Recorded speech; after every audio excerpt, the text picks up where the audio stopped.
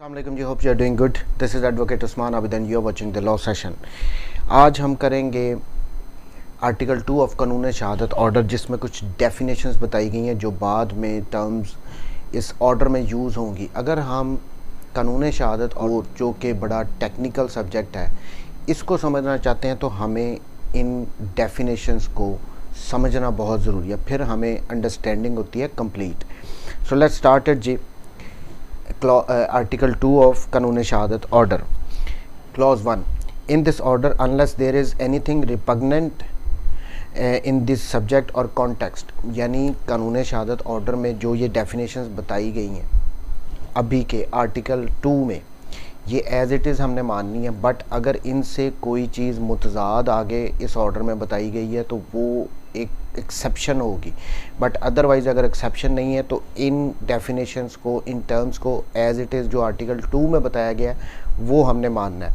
अब ये technical terms होती हैं, समटाइम्स एक्सेप्शंस आती हैं, हर सब्जेक्ट में आती हैं, इसलिए ये वर्ड ये समटाइम्स हर सब्जेक्ट में दिया जाता है कि एक्सेप्शंस को भी कवर कर लिया जाए।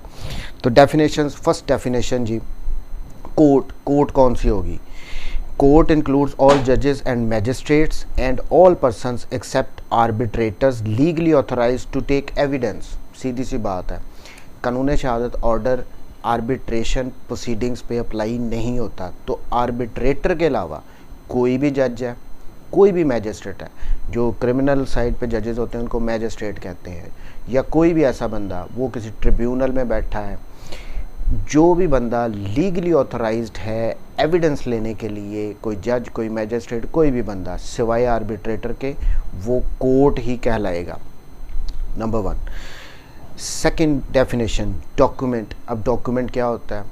देखिए, हमारे जहन में एक परसेप्शन है कि जी डॉक्यूमेंट सिर्फ एक पेपर ही है जिस पे कुछ लिखा होगा। कानून शहादत ऑर्डर में नहीं, इसकी डिफरेंट डेफिनेशन है यहाँ पे। Document means any matter expressed और डिस्क्राइब्ड अपॉन एनी सब्सटेंस। किसी भी चीज़ पे, किसी मैटर से रिलेटेड कुछ लिखा हुआ है, कुछ एक्सप्रेशंस हैं, वो लेटर भी हो सकते हैं, मार्क्स भी हो सकते हैं, कोई कार्टून भी हो सकता है, वो सब चीज़ें किसी भी जिस चीज़ पे भी लिखी हैं वो डॉक्यूमेंट होंगी। Any substance by means of letters, figures और marks, or by more than one of those means intended to be used of which may be used for the purpose of recording that matter। Main मकसद क्या होता है document का? कि किसी statement को record करना, किसी बात को की जो लिखी गई है उसको रिकॉर्ड करना, इसीलिए डॉक्यूमेंट हम देते हैं। अब यहाँ पे कह दिया गया है कि किसी भी चीज़ पे किसी भी तरीके से कोई बात रिकॉर्ड की गई है, वो कोई मार्क भी हो सकता है, कोई फिगर भी हो सकती है, तो वो जिस चीज़ पे भी लिखा है वो डॉक्यूमेंट होना है, ज़रूरी नहीं कि वो पेपर पे ही हो। अब अगर इसकी इलस्ट्रेशंस जो आगे बताई हैं उनको देखेंगे तो ये बात और क्लियर होगी। Number 1, writing is a document. Obviously किसी पेपर पे कुछ लिखेगा तो वो कुछ भी लिखा होगा तो वो डॉक्यूमेंट होगा। वर्ड्स प्रिंटेड, कोई वर्ड्स प्रिंट किए हों। लिथोग्राफ्ट, अब ये लिथोग्राफ्ट क्या होता है? वो कई दफ़ा हम पत्थर के ज़रिए भी लिखाई करते हैं वो। और फोटोग्राफ्ट या फ़ोटोज़ जो होती हैं वो भी डॉक्यूमेंट होंगी। अब मैप और प्लान इज़ अ डॉक्यूमेंट। अब किसी भी चीज़ का मैप, अब मैप में लिखाइयाँ तो नहीं होती, वहाँ पे तो फिगर्स बनाए होते हैं, वो डॉक्यूमेंट कंसिडर होंगे। N inscription on a metal plate और स्टोन इज़ अ डॉक्यूमेंट। वही बात जो मैं कह रहा था, किसी मेटल प्लेट पे, ये मिसालें दे रहे हैं हम यहाँ पे, किसी मेटल प्लेट पे, किसी पत्थर पे, किसी दरख्त पे, किसी दीवार पे कुछ भी लिखा होगा जो कि एक स्टेटमेंट रिकॉर्ड की गई है, वो सारे डॉक्यूमेंट ही कंसिडर होंगे, सिर्फ पेपर नहीं।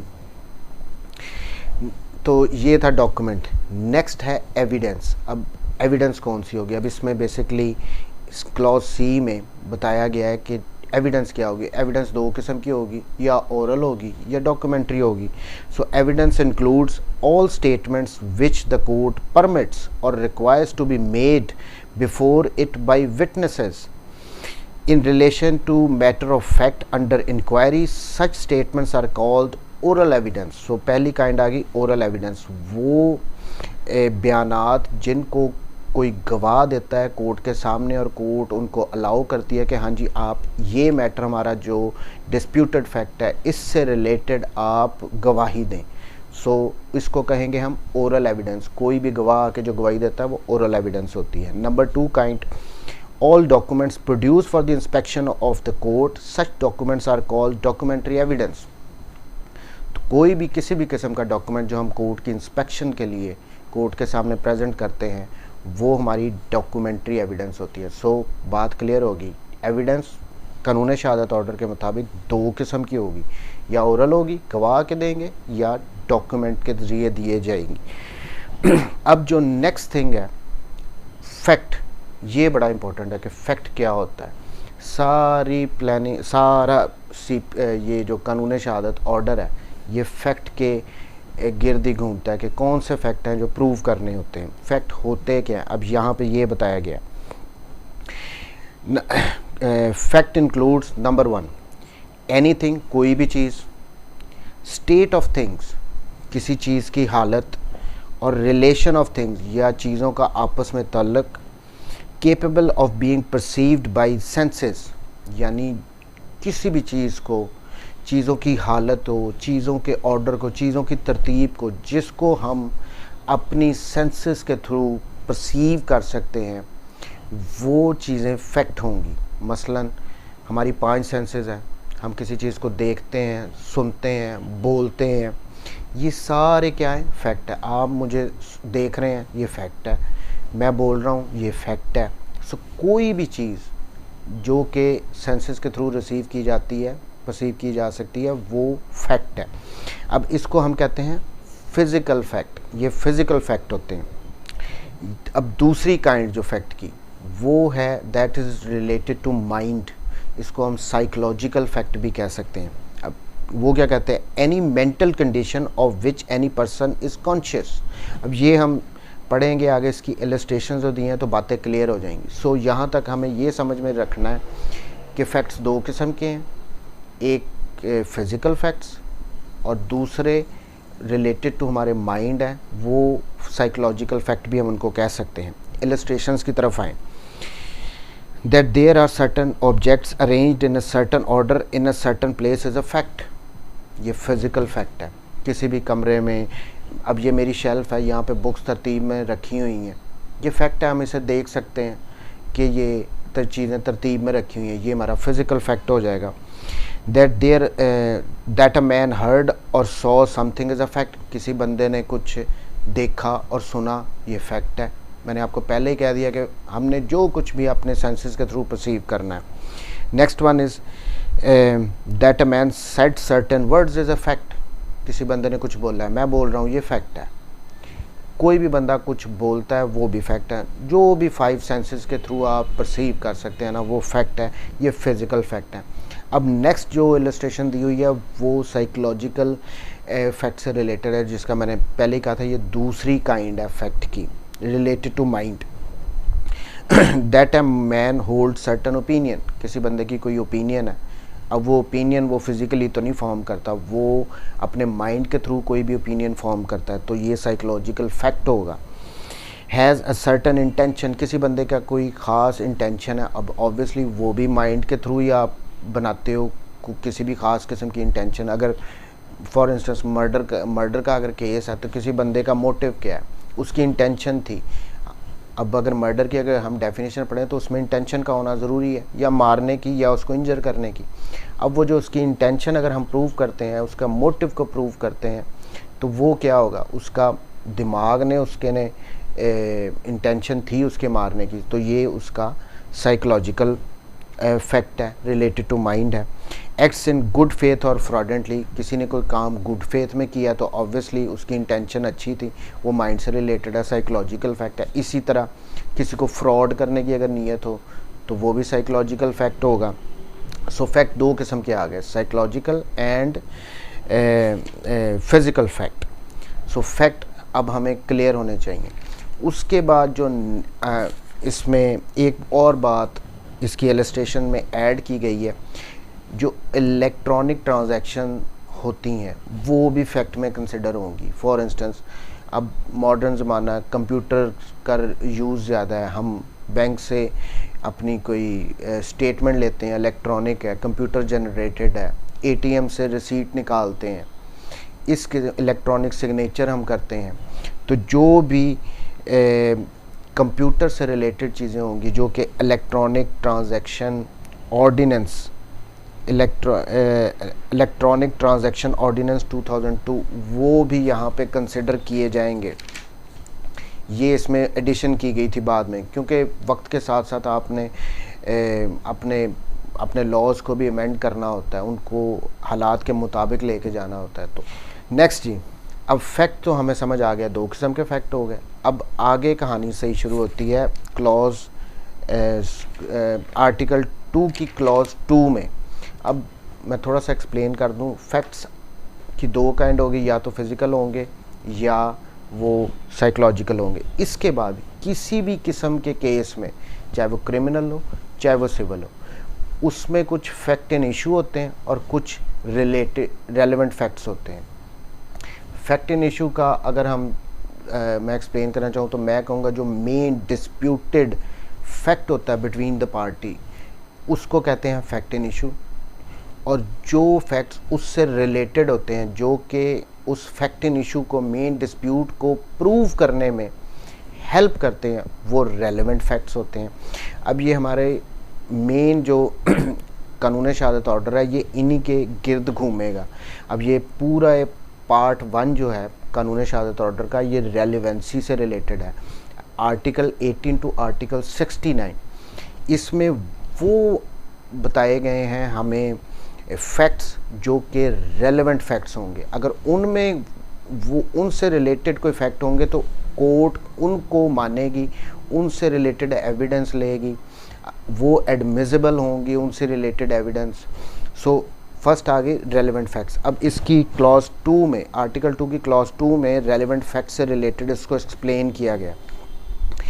One fact is set to be relevant to another when the one is connected with the other in any of the ways referred to in the provisions of this order relating to the relevancy of facts।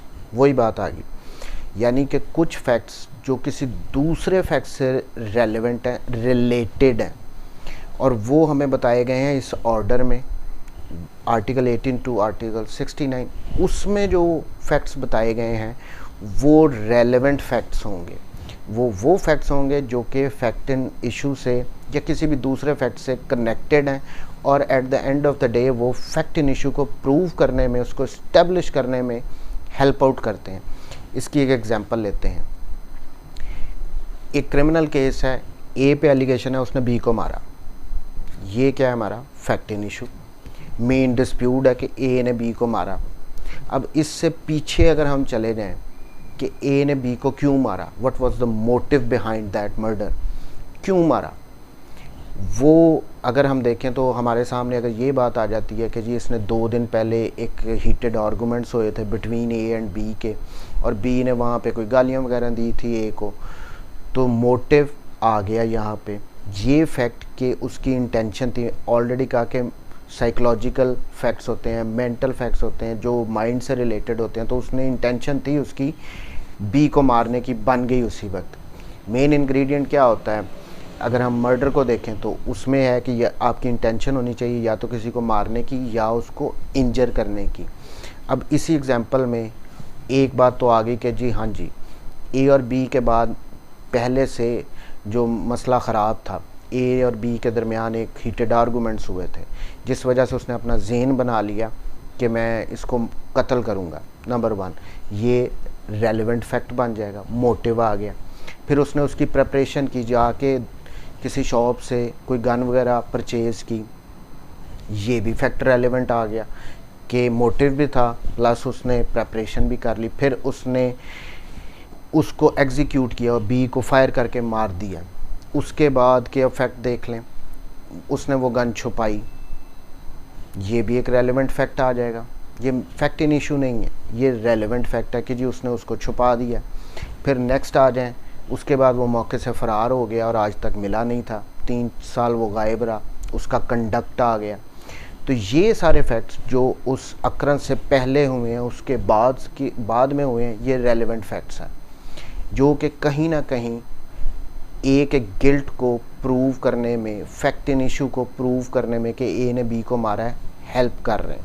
तो ये सारे relevant facts हैं। ये article 18 to article 69 में specifically इस order में बताए गए हैं कि कौन से जो फैक्ट्स होंगे वो रेलेवेंट फैक्ट्स होंगे। क्लॉज 3 में फैक्ट इन इशू को एक्सप्लेन किया गया है। मैंने ऑलरेडी बता दिया है वैसे कि जो मेन डिस्प्यूट होता है, डिस्प्यूटेड फैक्ट होता है बिटवीन द पार्टीज़, ए ने बी को कत्ल किया, ये एक फैक्ट इन इशू है। अब यहाँ पे इसको एक्सप्लेन इस तरह किया गया कि कोई भी फैक्ट जो खुद या किसी दूसरे फैक्ट की मदद से उसके साथ मिल के किसी क्रिमिनल लाइबिलिटी को, किसी राइट को एजर्ट करता है या डिनाई करता है, किसी सिविल केस में या किसी क्रिमिनल केस में, वो फैक्ट इन इशू होगा। अब ये हमारा कानून शहादत ऑर्डर क्रिमिनल और सिविल केसेस दोनों पे अप्लाई होता है। सिविल केसेस में राइट्स पार्टी के डिटरमिन होते हैं और क्रिमिनल केसेस में क्रिमिनल लाइबिलिटी को फिक्स किया जाता है।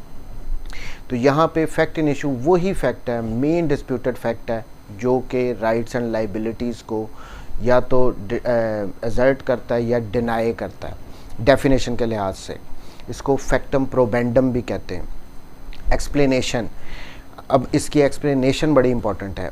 Whenever under the provision of the law for the time being in force relating to civil procedure, any court records an issue of a fact, the fact to be asserted or denied in the answer to such issue is a fact in issue।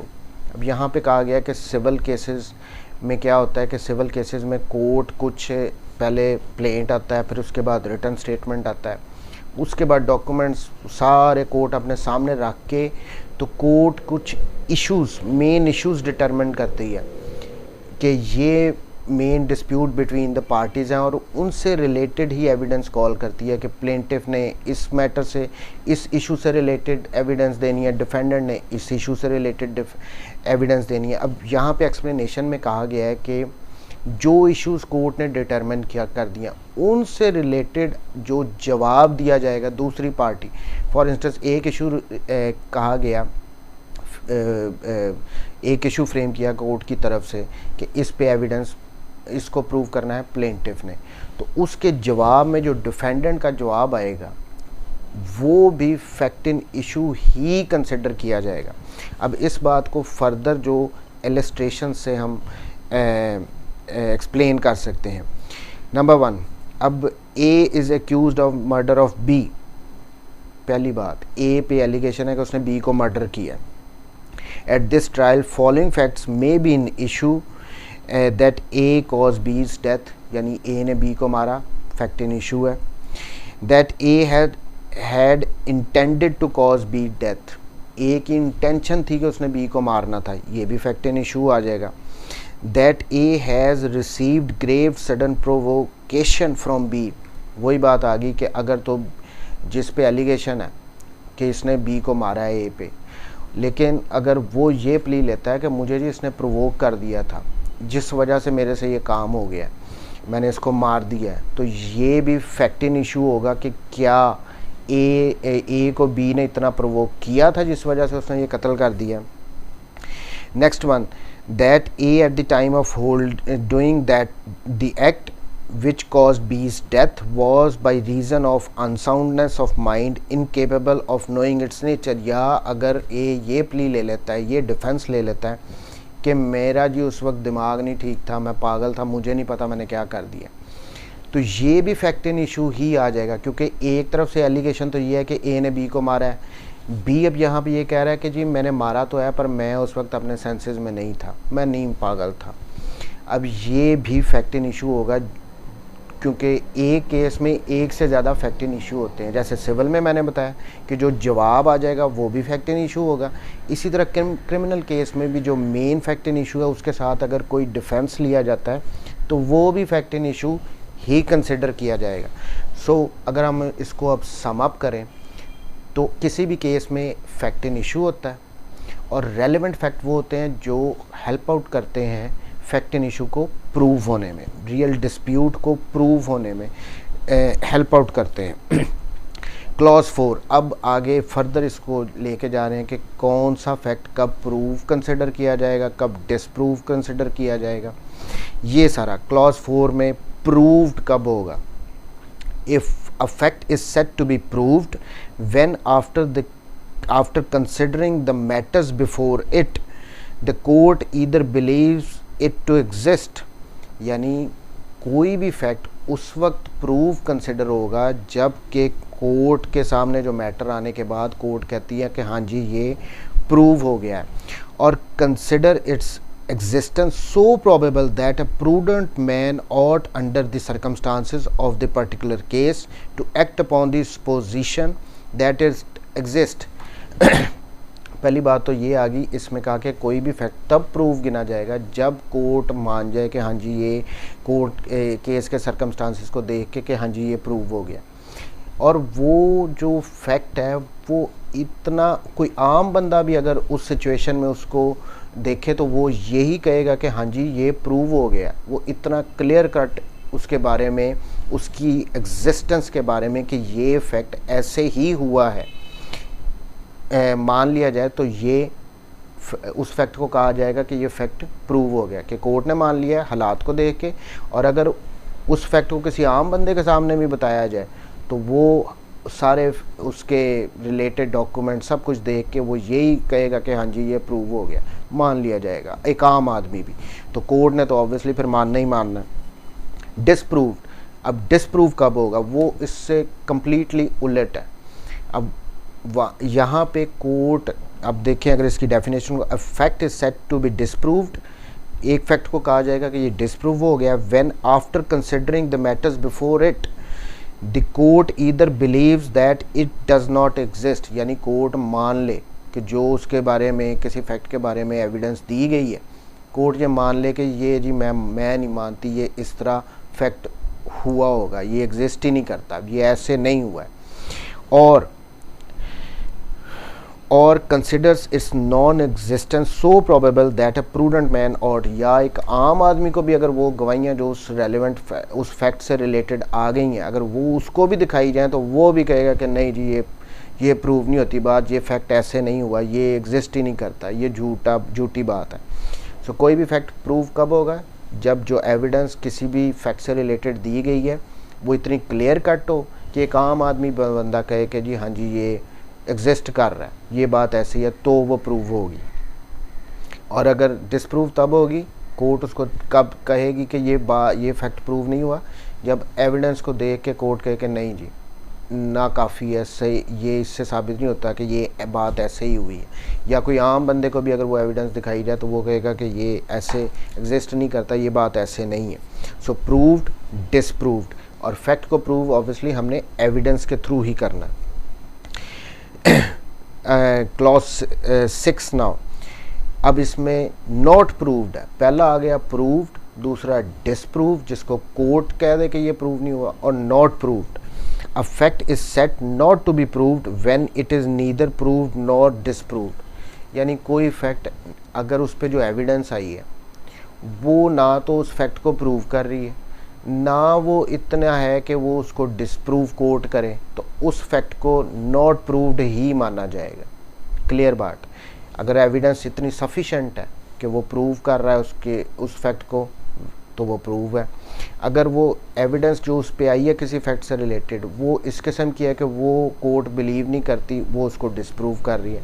लेकिन अगर जो evidence अगर ऐसी आई है जिससे ना तो वो फैक्ट प्रूव हो रहा है ना वो डिसप्रूव हो रहा है, तो फिर उसको नॉट प्रूव्ड ही गिना जाएगा, उसको माना जाएगा। कोर्ट यही मानेगी कि नॉट प्रूव, जी ये प्रूव नहीं हुआ। अब 7, 8, 9 ये बड़े इंपॉर्टेंट हैं, टेक्निकल बिल्कुल नहीं है, ये सीधी सी बातें हैं 7, 8, 9 में कि मे प्रूव, शैल प्रूव और कंक्लूसिव प्रूफ क्या होंगे। अब ये देखें, फर्स्ट वन मे प्रूव, सब क्लॉज 7 में, when ever it is provided by this order, यानी इस ऑर्डर में जब भी कहा जाएगा that this the court may presume a fact, यानी कुछ बातें, कुछ फैक्ट्स के बारे में ना इस ऑर्डर में लिखा आएगा। द कोर्ट मे प्रिज्यूम, यानी कोर्ट यहाँ पे फ़र्ज़ कर सकती है उस फैक्ट को। It may either regard such fact as proved unless and until it is disproved और may call for proof of it.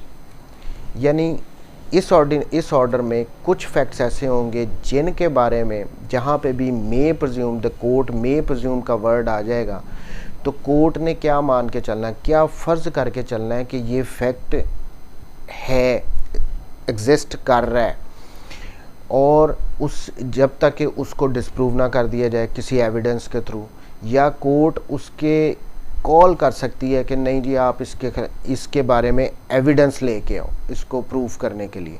सो जहाँ पे मे प्रिज्यूम वर्ड आएगा कोर्ट की डिस्क्रिशन है, उसको मान ले, उस पर एविडेंस कॉल कर ले। वो सारे इस ऑर्डर में बताए गए हुए फैक्ट से रिलेटेड जहाँ पे भी मे प्रिज्यूम का वर्ड आएगा। Next one clause 8, when ever it is directed. अब यहाँ पे पहले में था प्रोवाइडेड, यानी वहाँ पे कोर्ट की डिस्क्रिशन जो दे रहे थे मे प्रिज्यूम, अब यहाँ पे डायरेक्टेड, यानी ये ऑर्डर में कुछ फैक्ट्स ऐसे होंगे जिनके बारे में कोर्ट शैल प्रिज्यूम, यानी कोर्ट के पास डिस्क्रिशन नहीं है, कोर्ट ने ये मानना ही मानना है। Whenever it is directed by this order that the court shall presume a fact, it shall regard such fact as proved unless and until it is disproved. यानी यहाँ पे कुछ फैक्ट्स इस ऑर्डर में ऐसे बताए होंगे जिनके साथ वर्ड आ जाएगा शैल प्रिज्यूम। वहाँ पे कोर्ट ने ये मान लेना है कि ये फैक्ट एग्जिस्ट कर रहा है, ये फैक्ट प्रूव हो चुका है, जब तक कि उसको डिसप्रूव ना कर दिया जाए। पहले में था कि कोर्ट के पास डिस्क्रिशन थी कि वो उसको माने, और जब तक कि उसको कोर्ट ये माने कि ये फैक्ट प्रूव हो चुका है, जब तक कि उसको डिसप्रूव ना कर दिया जाए, या कोर्ट ना माने और कहे जी कि आप एविडेंस इस पे ले आओ, वो था मे प्रिज्यूम। अब शैल प्रिज्यूम में कोर्ट के पास कोई डिस्क्रिशन नहीं है, यहाँ पे कोर्ट ने मानना ही मानना है कि ये फैक्ट प्रूव हो चुका है, जब तक उसको डिसप्रूव ना कर दिया जाए। अब next one is conclusive proof of another. Whenever when one fact is declared by this order to be conclusive proof of another, जहाँ पे भी ये वर्ड कहीं भी इस ऑर्डर में आ जाएंगे कि फैक्ट के साथ, द कोर्ट शैल, ये भी डायरेक्टरी है, on proof of one fact regard the other as proved and shall not allow evidence to be given for the purpose of disproving it. तो यहाँ पे अब मैं एग्जांपल दे देता हूँ। आर्टिकल 55 और आर्टिकल 128। आर्टिकल 55 में कुछ जजमेंट ऑर्डर डिक्री से रिलेटेड बताया गया कि जहाँ पे भी वो जजमेंट डिक्री का दे दी जाएंगी तो वो कंक्लूसिव प्रूफ ऑफ एविडेंस होगा किसी भी फैक्ट का, उससे रिलेटेड कोर्ट ने कोई एविडेंस नहीं लेनी, वो मानना ही मानना है। और दूसरा 128 आर्टिकल जो है वो चाइल्ड की लेजिटमेसी से रिलेटेड है कि ड्यूरिंग वैलिड मैरिज अगर किसी चाइल्ड की बर्थ हो तो वो लेजिटमेट चाइल्ड होगा। अब इस पे कोर्ट ने कोई एविडेंस नहीं लेनी, ये कंक्लूसिव प्रूफ है कि वो बच्चा लेजिटिमेट है। तो जहाँ पे इस ऑर्डर में अब मैंने दो आर्टिकल तो बता दिए हैं, 55 और आर्टिकल 128, वहाँ पे कंक्लूसिव प्रूफ है, उससे रिलेटेड कोर्ट ने एविडेंस भी नहीं कॉल करनी के बस मे प्रिज्यूम में कोर्ट ने, मैं फिर अब इसको सम अप कर दूं, मे प्रिज्यूम जहाँ पे भी वर्ड आएगा इस ऑर्डर में, उस फैक्ट को कोर्ट की मर्ज़ी है कि वो मान ले कि हाँ जी ये प्रूव हो चुका है, या फिर कोर्ट कह सकती है कि आप इस पर एविडेंस लें और इसको प्रूव करें। शैल प्रिज्यूम में ये हो जाएगा कि जहाँ पे भी किसी फैक्ट से रिलेटेड शैल प्रिज्यूम वर्ड आ जाएगा तो कोर्ट के पास कोई ऑप्शन नहीं है, कोर्ट ने ये मान के ही चलना है कि ये फैक्ट प्रूफ हो चुका है, लेकिन उसके बारे में एविडेंस दूसरी साइड दे के उसको डिसप्रूव कर सकती है। लास्टली जहाँ पे कंक्लूसिव प्रूफ ऑफ अनदर आ जाएगा कि एक फैक्ट से रिलेटेड अगर कंक्लूसिव प्रूफ है तो वो दूसरे को ऑटोमेटिकली प्रूव कर रहा है, कोर्ट ने ये मान के चलनी है और उससे रिलेटेड एविडेंस भी नहीं लेनी कि इसको डिसप्रूफ आप करो। तो ये था जी article 2 definitions of Qanun Shahadat order. Thank you very much जी, टेक केयर, अल्लाह हाफ़िज़।